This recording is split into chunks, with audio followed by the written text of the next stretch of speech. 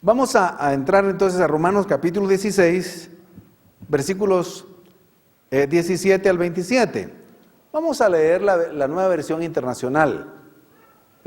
Todos estamos más familiarizados con la Reina Valera, pero cuando leemos otra versión nos amplía un poquitito y miramos un poco mejor las verdades. Quiero decirle también, antes de que pasemos al texto, que el bosquejo está completo, es decir, el bosquejo está completo para enseñarlo, para predicarlo, hay que ampliarlo, pero está hecho con mucho amor, y déjeme decirle que no es fácil elaborar un mensaje, solo con la ayuda del Señor podemos hacerlo bien para la gloria de su nombre. Así, adelante, Romanos 16, versículos 17 al 27, dice así: y ahora, mis amados hermanos, les pido algo más, tengan cuidado con los que causan divisiones y trastornan la fe de creyentes al enseñar cosas que van en contra de las que ustedes se les enseñaron. Manténganse lejos de ellos. Tales personas no sirven a Cristo, nuestro Señor, sirven a sus propios intereses.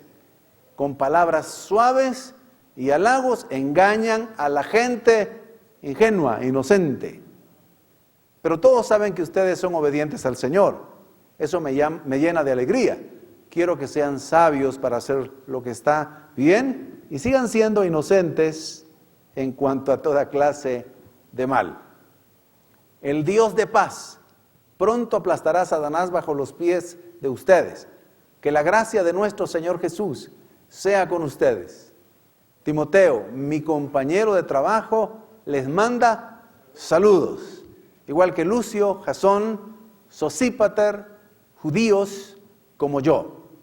Yo, Tercio, quien escribo esta carta de parte de Pablo, también les envío mis saludos como a uno de los seguidores del Señor. Los saluda Gayo. Él es quien me hospeda y también recibe en su casa toda la iglesia. Les envía saludos Erasto, el tesorero de la ciudad, y también el hermano Cuarto. Que toda la gloria sea para Dios, quien puede fortalecerlos tal como expresa la buena noticia. En este mensaje acerca de Jesucristo se ha revelado su plan para ustedes. Misterio, dice en otras versiones. Los gentiles, un plan que estuvo guardado en secreto desde el principio del tiempo. Pero ahora, tal como lo predijeron los profetas, el Dios eterno lo ha ordenado, ese mensaje se ha dado a conocer a todos los gentiles en todas partes para que ellos también puedan creer y obedecerlo a Él. Toda la gloria sea para el único sabio Dios eternamente por medio de Jesucristo. Amén. ¿Cuántos dicen amén? Amén. Así sea.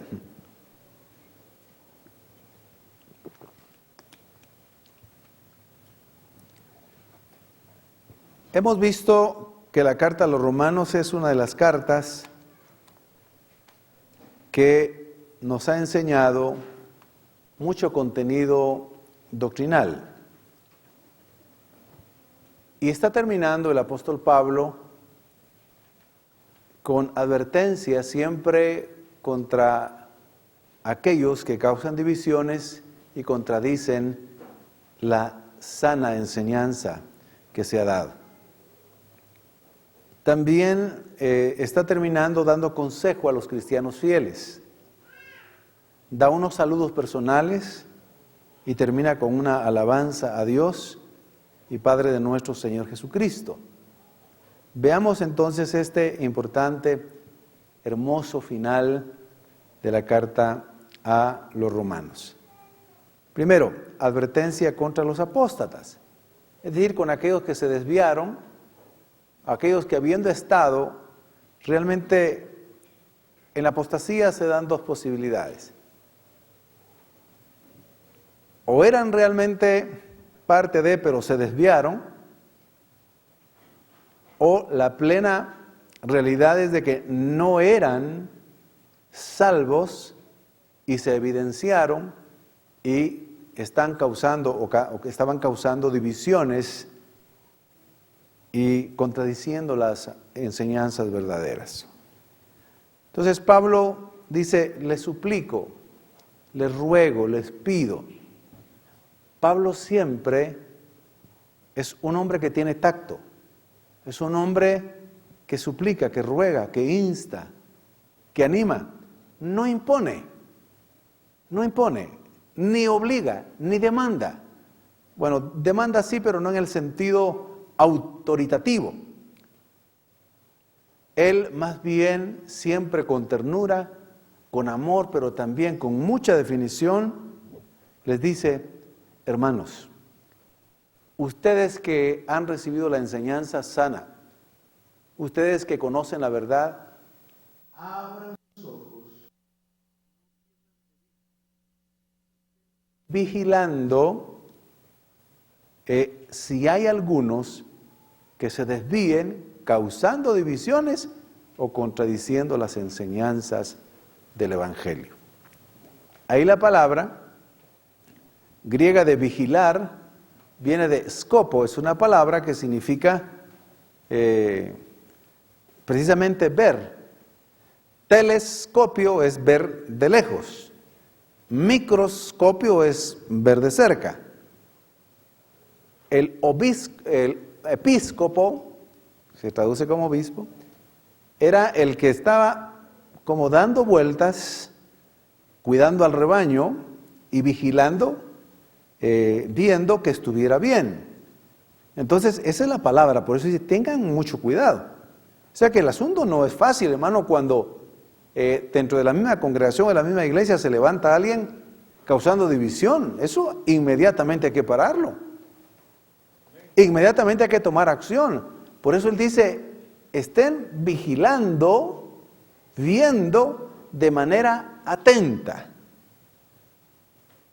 Cuando alguien está causando división por doctrina, por enseñanza, por sus propios intereses, hay que tomar una acción inmediata. A ese hay que apartarse de él. Así, de una vez. Lo dice con amor. Entonces dice, detecten a los que están en la iglesia provocando divisiones. ¿Cómo se provoca una división? Cuando alguien dice, no, lo que están diciendo los pastores, los líderes, los ancianos, los que están dirigiendo, no están bien, están equivocados. Por supuesto que se puede uno equivocar, pero los que tratamos de agradar a Dios estamos haciendo las cosas justas ante Dios y ante los hombres. Pero aquel que dice, esa doctrina y esta doctrina no es verdad, y no se acerca a los líderes a decirle, mire, yo tengo duda con esta doctrina, yo tengo duda con esta enseñanza, y le vamos a decir no lo que yo pienso, sino lo que la Biblia dice. Toda doctrina debe ser probada con la Escritura. Ese principio es vital. La Escritura se interpreta a sí misma. Es decir, con la misma Escritura se dan las respuestas. Por eso el gran reformador, que a veces me remito mucho a él, pero es que dijo muchas verdades. Él les dijo a la gente más poderosa de ese entonces, políticamente y religiosamente les dijo, a menos que ustedes me convenzan o me demuestren con la Escritura que estoy equivocado, me retracto de la doctrina. Y hasta ahora nadie ha podido probarle lo contrario, ni le probó lo contrario. Entonces no se retractó. Entonces, ¿pero qué pasa con los que causan divisiones, los apóstatas? Aquellos que se desvían, que habiendo estado en la iglesia se desvían, o que habiendo estado en la iglesia se evidencia que no han nacido de nuevo.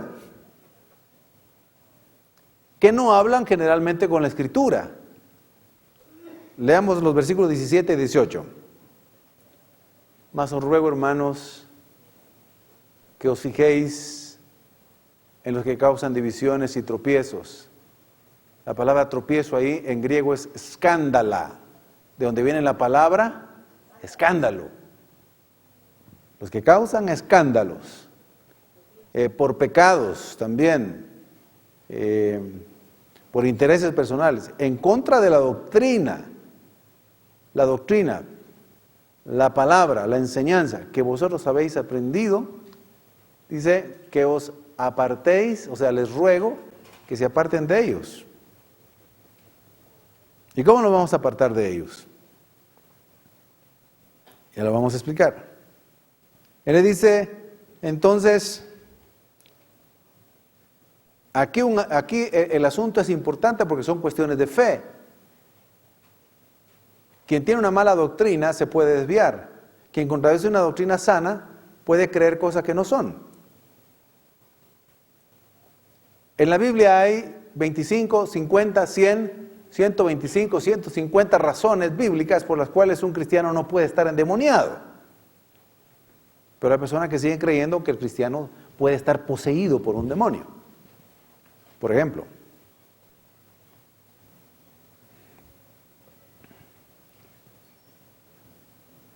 hay que enseñar, pero hay que enseñar con la Escritura.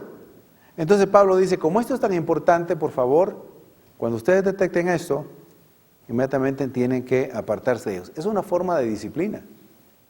Y si ellos no se apartan, nosotros nos apartamos de ellos, pero si ellos quieren seguir viniendo y confundiendo, entonces hay que apartarlos de la iglesia. Eso es parte de la disciplina santa del Señor. Aquí esto suena fuerte, apártense de ellos. ¿Qué quiere decir? Váyanse lejitos de ellos. No estén cerca de ellos. Porque un poco de levadura, leuda, contamina, contagia, llena, hace crecer toda la masa. Y el problema es que la esencia de los que causan división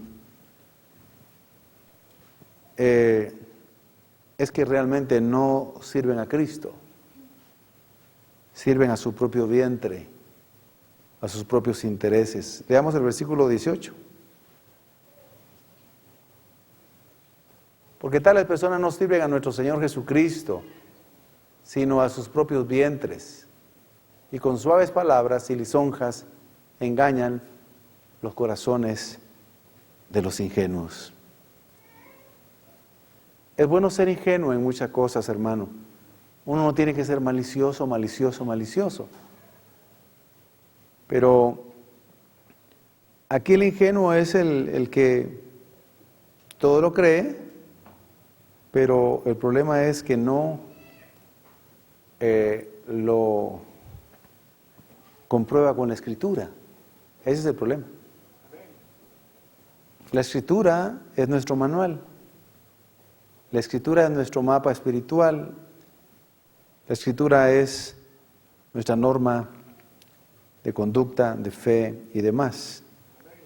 Y dice, el problema es que también estos son esclavos de sus apetitos. Sigamos leyendo. Versículo 18.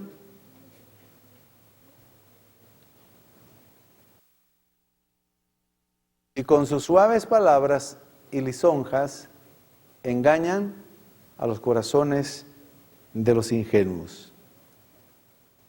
Su forma de conducirse, entonces, es por medio de palabras suaves que engañan. Eso es lo peligroso. No se presentan como lobos, ni malos ni perversos, sino disfrazados de piedad. Gente que uno nunca creyó, gente que uno nunca pensó, resultó ser un apóstata, un divisionista y alguien que contradice la verdad de la palabra del Señor. Se presentan disfrazados. Y también lo hacen por medio de palabras aduladoras. Engañan los corazones. Cuando una persona adula, y adula, y adula, hay que dudar de ella en el buen sentido de la palabra. Tampoco hay que dejarse adular. Uno sabe cuando pueden decir la verdad, pero cuando ya están diciendo más cosas de lo que uno es o alguien es, entonces ya es adulación. Su forma de hablar es tan suave como la mantequilla, pero al final resulta como un veneno mortal sus palabras. Después de esta solemne advertencia, les da unos consejos a los creyentes fieles. Pablo les dice que sabe de su obediencia y se alegra. Todos dan testimonio. Se han extendido en la buena noticia. Versículos 19 y 20. Porque vuestra obediencia ha venido a ser notoria a todos, así que me gozo de vosotros, pero quiero que seáis sabios para el bien e ingenuos para el mal. Versículo 20. Y el Dios de paz aplastará en breve a Satanás bajo vuestros pies. La gracia de nuestro Señor Jesucristo sea con todos ustedes, o todos vosotros.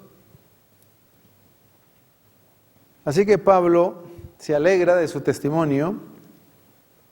Dice, ustedes tienen un buen testimonio afuera, incluso se ha extendido. Y les dice, sigan siendo sabios. Pidan sabiduría siempre para hacer lo bueno. Busquen la sabiduría. Actúen con sabiduría.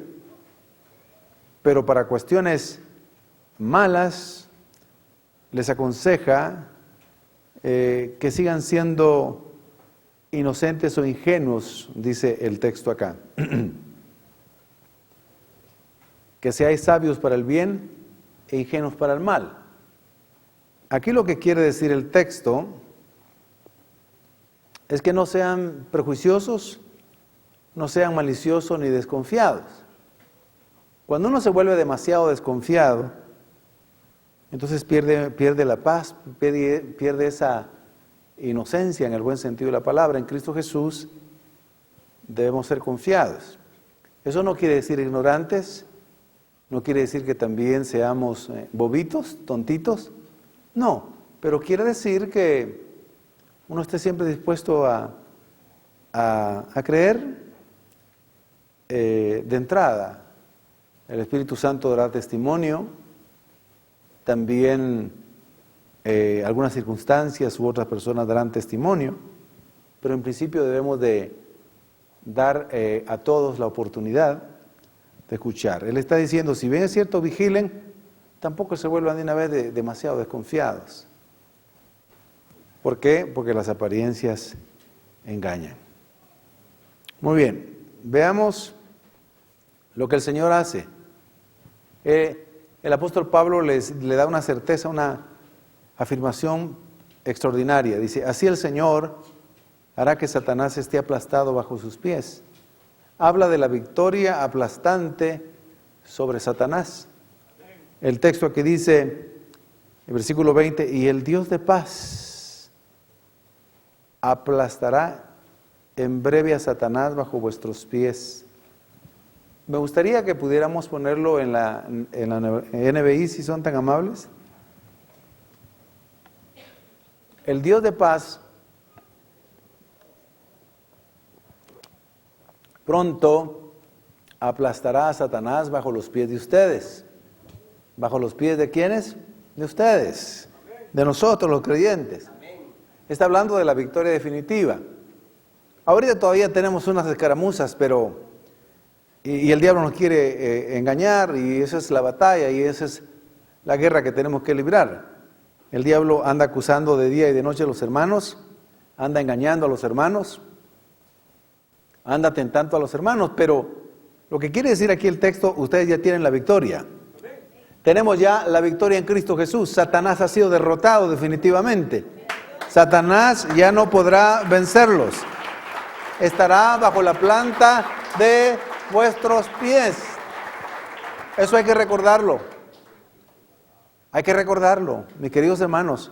Todavía seguimos siendo a veces oprimidos por el diablo, tentados por Satanás, el Señor lo permite.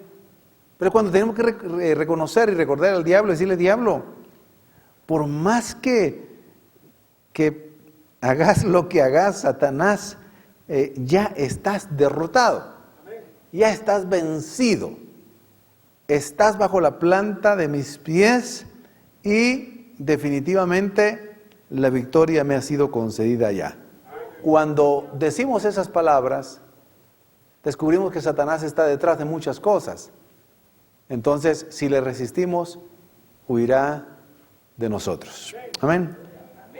Bueno, y dice, y la gracia de Jesucristo estará con ustedes. Tener la gracia es tener el favor de Dios, mis hermanos.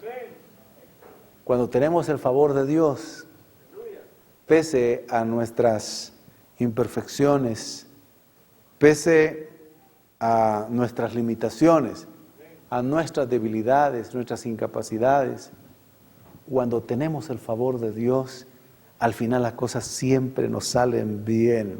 El Señor nos bendice, el Señor nos ayuda, el Señor nos sostiene. Si hay algo hay que decirle, Señor, que tu gracia sea multiplicada sobre mi vida, sobre la de mi esposa, de mi familia, que tu gracia, tu favor esté siempre conmigo. El favor de Dios esté siempre con nosotros. Tercera verdad. Saludos finales a los creyentes de Roma, versículos 21 al 24. Los saludan Timoteo, mi colaborador, y Lucio, y Jasón, y Sosípater, mis parientes. Yo, Tercio, que escribí la epístola, les saludo en el Señor. Les saluda Gallo, hospedador mío y de toda la iglesia. Os saluda Erasto, tesorero de la ciudad, y el hermano Cuarto. La gracia de nuestro Señor Jesucristo sea con todos vosotros.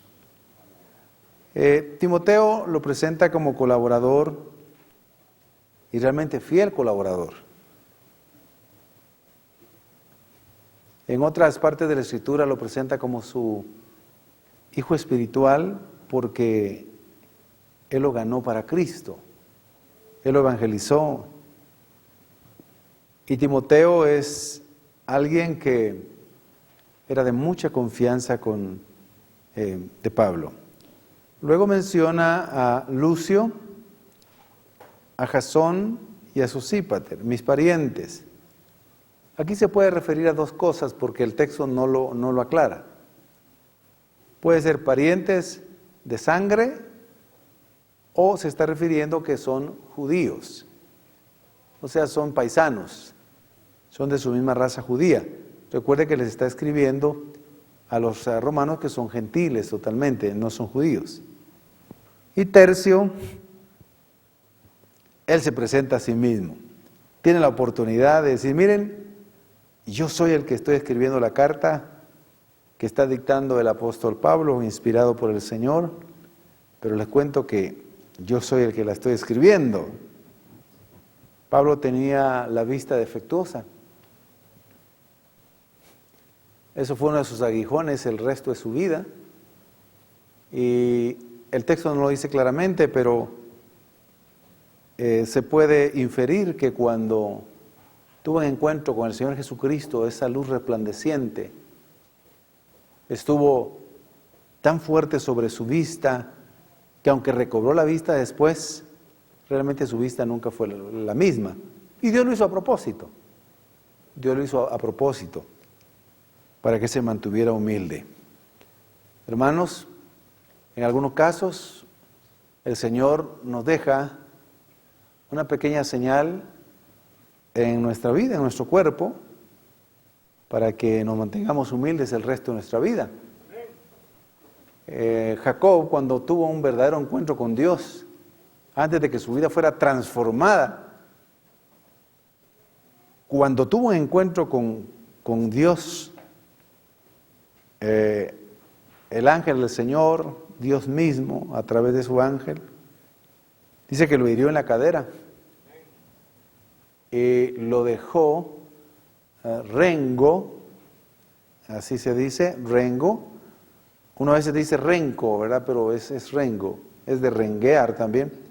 Lo dejó rengo para el resto de su vida. Pero cuando él no caminaba bien, se acordaba de que había tenido un encuentro con Dios, que Dios lo había salvado, que Dios lo había perdonado y que debería ser humilde. Antes de eso él era un hombre muy fuerte en él mismo y hacía todo lo que podía hacer para salir triunfante, salirse con la suya, vencer todo. Pero después de que tuvo un encuentro con Dios lo volvió humilde Y le dejó una pequeña cosita ahí. Eso le pasó también al apóstol Pablo, y tal vez a alguno de nosotros el Señor nos ha dejado alguna cosita por ahí para que siempre seamos humildes. Muy bien, gloria al Señor. Y aparece también el saludo de un hermano que se llama Gallo. Está con Y, no es con doble L, porque si no tendría el nombre ya transliterado al nombre del gallo, ¿verdad? Gallo era un nombre común en ese entonces. Pero este era un hombre importante. Este era un hombre de mucho dinero. Hospedador mío y de toda la iglesia. Para que pudiera hospedar a todos los que pudiera, siempre, es porque era un hombre próspero.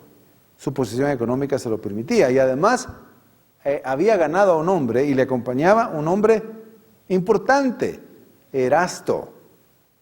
Era el tesorero de la ciudad. No de la iglesia, era de la ciudad. Era, como por decir, el ministro de finanzas, diríamos, por decir hoy. Se había convertido al Señor y le acompañaba. Y un hombre que aparece ahí, que solamente dice, y el hermano Cuarto. Así se llamaba, Cuarto. No tercero ni primero, sino Cuarto. Pero Cuarto era un nombre también común. No es que se refiriera a esa forma que estaba diciendo yo. Cuarto, ¿verdad? Finalmente, ahora el apóstol Pablo termina la carta con alabanza. Ha dicho advertencias, ha dado consejos, ha enviado saludos y ahora escribe una de las alabanzas de adoración y exaltación a Dios, que es la más grande de todas sus cartas. Se llama, la palabra griega es doxología. Es una palabra, un discurso de gloria a Dios. Doxología. Entonces la doxología es terminar con alabanza y reconocimiento del poder y la gloria de Dios. Pablo empieza en sus cartas adorando a Dios y alabándolo, y termina sus cartas alabando al Señor. Para él, Dios era el principio y el fin, Jesús es el principio y el final. Aquí termina con esta alabanza, versículos 25 al 27. Leámoslo, por favor. Mire, pues, ¿cómo se refiere con una característica a Dios? Y al que puede confirmaros, según mi evangelio, y a la predicación de Jesucristo, según la revelación del misterio, que se ha mantenido oculto desde tiempos eternos, pero que ha sido manifestado ahora y que por las escrituras de los profetas, según el mandamiento del Dios eterno, alabanza, se ha dado a conocer a todas las gentes para que obedezcan a la fe. Al único y sabio Dios, doxología, palabra de gloria, discurso de gloria, sea gloria mediante Jesucristo para siempre. Y aparece la palabra amén, que quiere decir así sea. Me gustaría que lo leyéramos en la NBI, por favor, y luego explicamos esa parte. Si lo tenemos en la NBI, le agradecería mucho. Que toda la gloria sea para Dios, toda. En toda la vida de Pablo y en todos sus escritos dijo, si algo me voy a gloriar de mí mismo es de mis debilidades, dijo, de mis problemas. Pero de ahí me gloriaré en Dios, en Cristo, y así lo cumple. Que toda la gloria sea para Dios. Yo no tengo nada de gloria, decía Pablo. Puede ser el apóstol que más trabajó, puede ser el que más revelación recibió, y es cierto. Un alto porcentaje del Nuevo Testamento está escrito por él, inspirado por el Espíritu Santo. Pero yo no merezco gloria. Toda la gloria es del Señor, dice. Mi vida se la debo a Él. Lo que soy y lo que tengo, a Él se lo debo. La transformación de mi vida, la salvación de mi vida, todo se lo debo al Señor. Entonces la gloria es de Él. Él nunca se jactó de sí mismo. Quien puede fortalecerlos, tal como lo expresa la buena noticia. La buena noticia del Evangelio dice que pues, el Señor nos puede fortalecer, darnos fuerza, el poder de su fuerza. En este mensaje acerca de Jesucristo se ha revelado, es decir, en el Evangelio, su plan para ustedes, los gentiles, un plan que estuvo guardado en secreto desde el principio del tiempo. Pero ahora, tal como lo predijeron los profetas, el papel importante de los profetas del Antiguo Testamento, y el Dios eterno lo ha ordenado, este mensaje se ha dado a conocer a todos los gentiles en todas las partes, para que ellos también puedan crear y obedecerlo a Él. Y otra vez, bendita palabra, toda la gloria sea para el único sabio Dios, eternamente, por medio de Jesucristo. Amén. Démosle un aplauso al Señor, que vive y permanece para siempre, y por quien también somos salvos por su gracia. Lo que podemos ser, lo que somos y tenemos es por la pura gracia de Dios. Así que, ¿cuál es el misterio? ¿Cuál es el secreto? Era el Evangelio, que no lo sabía realmente en el Antiguo Testamento el pueblo de Israel, no lo sabía. Y los gentiles desconocían tampoco la buena noticia, el Evangelio. Pero ese misterio, después de la muerte del Señor Jesucristo y la resurrección, y la predicación del Evangelio con señales y milagros, se dio a conocer que Dios tenía preparado de antemano que en Jesucristo y en el Evangelio, tanto judíos como gentiles fueran salvos. Ese es el misterio que estaba oculto, el secreto que estaba oculto. Los judíos pensaban que solo ellos iban a ser salvos. Los judíos, los gentiles, ni siquiera sabían acerca de la salvación, estaban perdidos, lejos, estaban desorientados, no sabían nada. Pero, para asombro de los judíos y para asombro de los gentiles, Dios en el Evangelio dice, aquí está la salvación para los judíos. Los judíos no van a salvarse por la ley de Moisés, ni por sus obras, ni por ser israelitas de raza, no. Se van a salvar por creer en Jesucristo y recibir el Evangelio del reino de Dios. Y también los gentiles así se van a salvar, aunque sean gentiles, aunque no hayan conocido nada de Dios y hayan sido malos, perversos, corruptos, idólatras. Pero si tienen fe en Jesucristo, en el Evangelio y en Cristo, los dos se van a juntar y de dos pueblos va a ser un solo pueblo.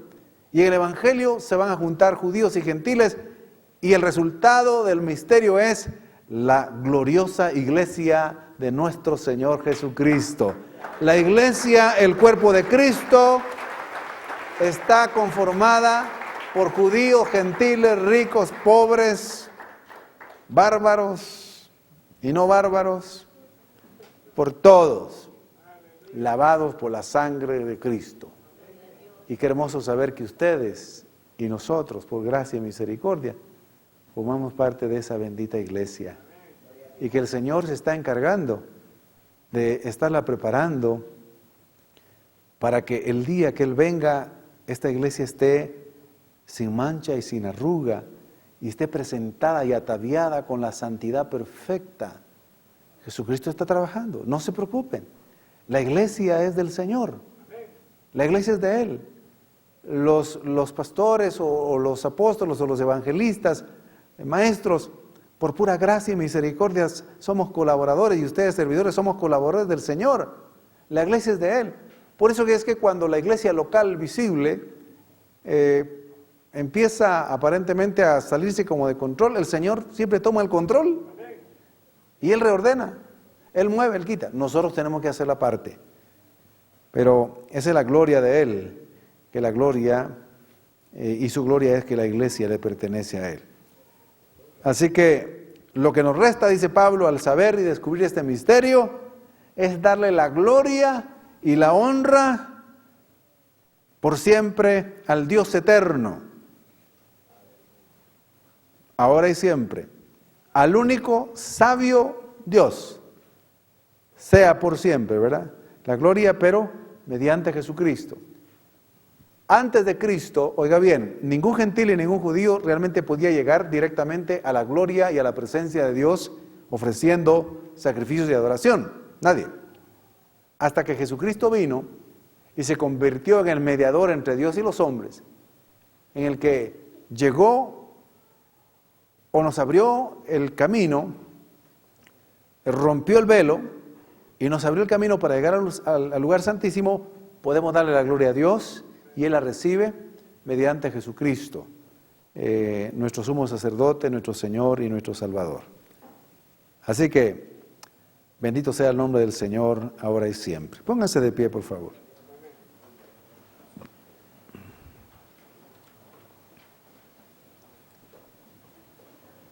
Esta carta nos ha enseñado la importancia de las doctrinas fundamentales de la fe cristiana. Nos insta a obedecerlas, pero también a vivir una vida de alabanza y de adoración a Dios. El Evangelio no solo es conocimiento, es fe, es virtud, es obediencia, es vida de poder, es amor, es santidad y es adoración. Estemos vigilantes, mis hermanos, contra aquellos que causan división, contra aquellos que contradicen la doctrina. Si persisten en hacerlo, hay que apartarse de ellos o hay que apartarlos de la iglesia. Es decir, la iglesia visible, local, tiene la autoridad espiritual para decirle a alguien que está causando divisiones, no puede estar más en la iglesia. Está causando divisiones. Por supuesto con 2 o 3 testigos, porque nunca se va a hacer nada sin 2 o 3 testigos, como manda la Escritura. Y que nosotros pensemos siempre en darle la gloria a nuestro Dios, darle la honra, que estemos dispuestos a seguir los consejos del apóstol Pablo. Oremos y démosle gracias a Dios. Padre, eres tan bueno y eres tan bello. Nos has sostenido hasta el día de hoy. Señor, hemos pasado por el agua, pero no nos hemos ahogado. Hemos pasado por el fuego, pero no nos hemos quemado. Espiritualmente, Señor, nuestra salvación está preservada por ti. Ni la vida, ni la muerte, ni principados, ni potestades, ni lo alto, ni lo profundo, ni lo presente, ni lo futuro, ni ninguna otra cosa creada nos podrá separar del amor tuyo, del amor de Dios en Cristo Jesús, Señor nuestro. Padre, gracias. Por eso te damos toda la gloria y toda la honra. Señor, el Evangelio es poder tuyo para transformar a las personas, a los pecadores. Señor, todos los que estamos aquí y la iglesia que ha recorrido 2000 años en cada generación, somos testigos vivenciales, personales, de que hay poder en el Evangelio para transformarnos. No solo nos salvaste, sino que nos cambiaste. Nos hiciste nuevas personas, nos hiciste nuevas criaturas. ¿Cómo no darte la gloria y la honra, Señor? Vamos a ser cuidadosos de tu palabra y que cada uno, Señor, pueda conducirse de acuerdo a tu palabra. Señor, pondrás en evidencia, pero es nuestra parte vigilar, atender a los que contradicen la enseñanza sana, a los que causan divisiones. Y hay que apartarse de ellos, Señor, o apartarlos de la iglesia. Gracias. Gracias, Padre. Queremos darte gracias por terminar este estudio, terminar esta predicación. Gracias por habernos bendecido todo este tiempo. Y estamos seguros que nos seguirás bendiciendo con las predicaciones que se comenzarán en la próxima reunión. Gracias de todo corazón. Y si has traído aquí algún hombre o alguna mujer, algún joven o alguna señorita que no es salvo, hoy han escuchado, Señor, que ese misterio y ese secreto que estaba oculto salió a la luz después de la muerte y la resurrección de Cristo, de que todos los hombres y todas las personas del mundo pueden ser salvas si creen en el Evangelio del Reino de Dios y en Cristo Jesús. Sus pecados son perdonados, su nombre es escrito en el libro de la vida. Tú has prometido que serán una nueva criatura, que comenzarán una nueva vida y que al morir irán al cielo, no a condenación. Y eso es por gracia, por misericordia. Y lo único que pides es que tengan fe y crean en Jesús.